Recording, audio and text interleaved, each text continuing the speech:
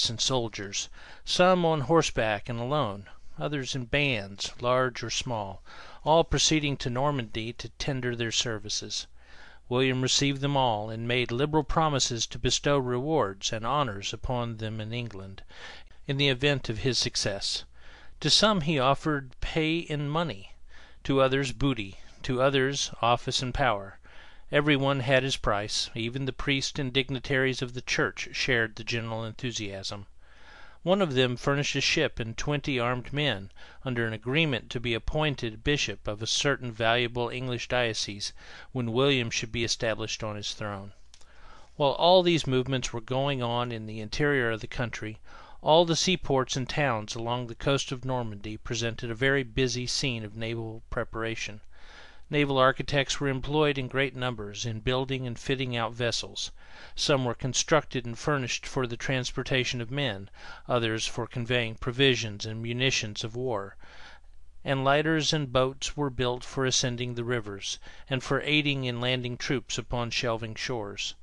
Smiths and armorers were occupied incessantly in manufacturing spears and swords and coats of mail, while vast numbers of laboring men and beasts of burden were employed in conveying arms and materials to and from the manufactories to the ships, and from one point of embarkation to another.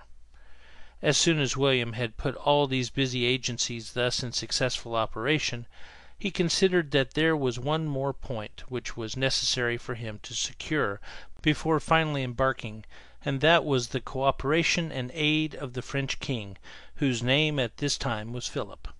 In his character of Duke of Normandy, the King of France was his liege lord, and he was bound to act, in some degree, under an acknowledgment of his superior authority. In his new capacity, that is, as King of England, or rather as heir to the English kingdom, he was, of course, wholly independent of Philip, and consequently not bound by any feudal obligation to look to him at all. He thought it most prudent, however, to attempt at least to conciliate Philip's favour, and accordingly, leaving his officers and his workmen to go on with the work of organizing his army and of building and equipping the fleet, he set off himself on an expedition to the court of the French king. He thought it safer to undertake this delicate mission himself rather than to entrust it to an ambassador or deputy. He found Philip at his palace of St. Germain's, which was situated at a short distance from Paris.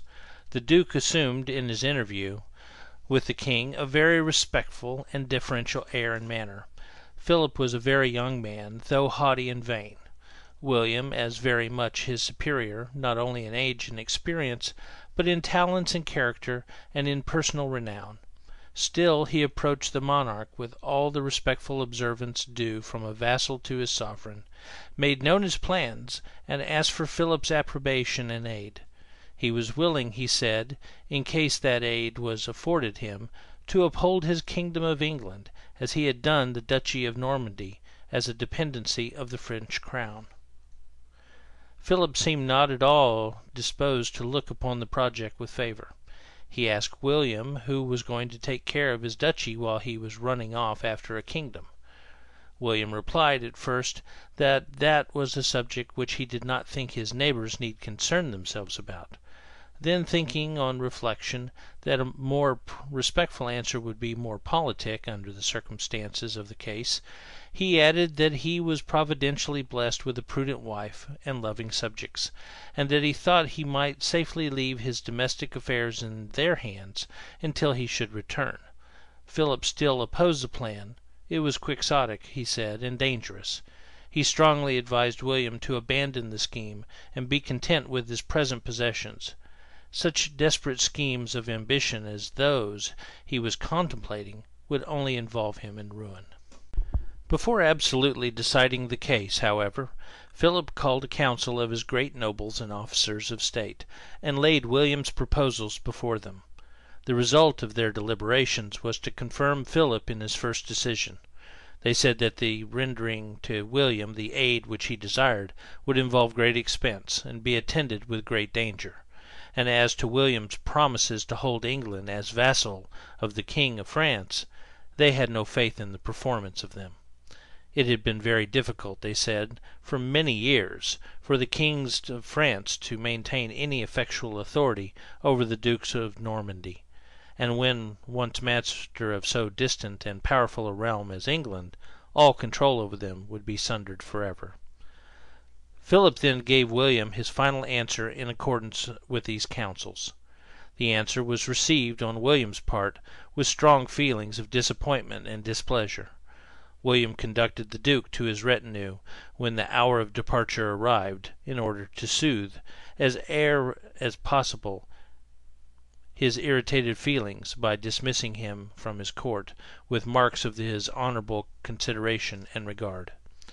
William, however, was not in a mood to be pleased. He told Philip on taking leave of him that he was losing the most powerful vassal that any lord sovereign ever had, by the course which he had decided to pursue. "I would have held the whole realm of England as part of your dominions, acknowledging you as sovereign over all, if you had consented to pay me your aid. But I will not do it since you refuse. I shall be bound to repay only those who assist me." William returned to Normandy, where all the preparations for the expedition had been going on with great vigor during his absence, and proceeded to make arrangements for the last great measure which was necessary to take previous to his departure. That was the regular constitution of a government to rule in Normandy while he should be gone. He determined to leave the supreme power in the hands of his wife Matilda, appointing at the same time a number of civil and military officers as a council of regency, who were to assist her in deliberations, by giving her information and advice, and to manage under her direction the different departments of the government. Her title was Duchess Regent, and she was installed into her office in a public and solemn manner at a great assembly of the estates of the realm. At the close of the ceremonies, after William had given Matilda his charge, he closed his address by adding, "And do not let us fail to enjoy the benefits of your prayers, and those of all the ladies of your court, and the blessings of God may attend us, and secure the success of our expedition." We are not necessarily to suppose, as we might at first be strongly inclined to do, that there was any special hypocrisy and pretense in William's thus professing to lie on the protection of Heaven in the personal and political dangers which he was about to incur. It is probable that he honestly believed that the inheritance of the English crown was his right, and, that being the case, that a vigorous effort to enforce his right was a solemn duty. In the present age of the world, now that there are so many countries in which intelligence, industry, and love of order are so extensively diffused that the mass of the community are capable of organizing and administering a government themselves, republicans are apt to look upon hereditary sovereigns as despots, ruling only for the purpose of promoting their own aggrandizement, and the ends of an unholy and unselfish ambition. That there have been a great many such despots no one can deny. But then, on the other hand, there have been many others who have acted, in a greater or less degree, under the influence of principles of duty in their political career. They have honestly believed that the vast power with which, in coming forward into life, they had found themselves invested, without, in most cases, any agency of their own, was a trust imposed upon them by divine providence, which could not innocently be laid aside, that on them devolved the protection of the communities over which they ruled from external hostility, and the preservation of peace and order within, and the promotion of the general industry and welfare, as an imperious and solemn duty. And they have devoted their lives to the performance of this duty, with the usual mixture, it is true, of ambition and selfishness, but still, after all, as with much conscientiousness and honesty of the mass of men in the humbler walks of life, evince in performing theirs.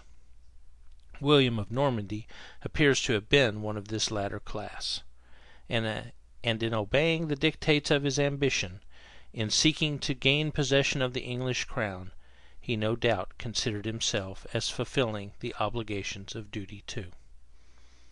However this may be, he went on with his preparations in the most vigorous and prosperous manner. The whole country